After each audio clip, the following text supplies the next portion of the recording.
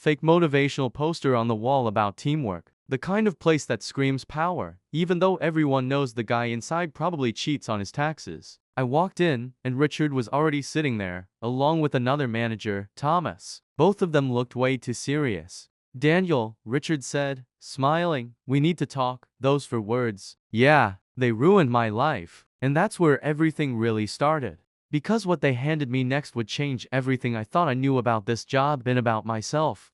Those words hit harder than they should have. Richard, my boss, leaned back in his leather chair, fingers steepled like he was some kind of mob boss instead of a CFO of a mid-sized finance firm. Beside him sat Thomas, another manager. He wasn't usually around for these kinds of meetings, which made the hair on the back of my neck stand up. "Sure," I said, trying to keep my voice steady. "What's this about?"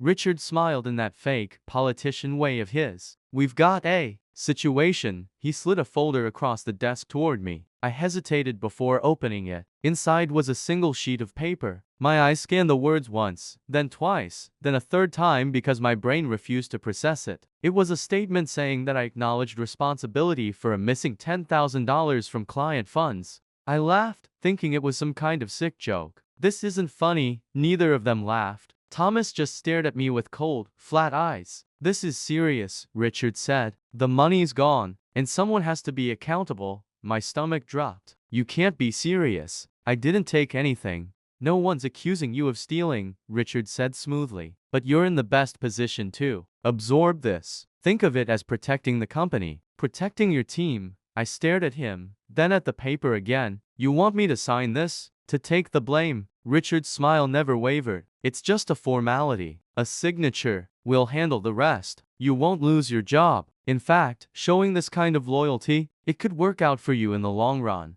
I wanted to scream. Loyalty. They wanted me to admit to something I didn't do to ruin my own record just to cover their asses. I pushed the paper back across the desk. "No way. I'm not signing this." Richard sighed, like I was a stubborn child. Then he leaned forward, lowering his voice. "Daniel, if you don't sign, this becomes very complicated. We'll have no choice but to involve the authorities. And when that happens, your name is going to be all over this. Do you really want the police asking questions about you?" The blood drained from my face. I felt trapped, like the walls were closing in. Thomas finally spoke up, his voice like ice. "This isn't optional. We're giving you a chance to keep your job, to keep your future. You don't want to make the wrong choice here." My hands were sweating. My brain was screaming at me to walk out.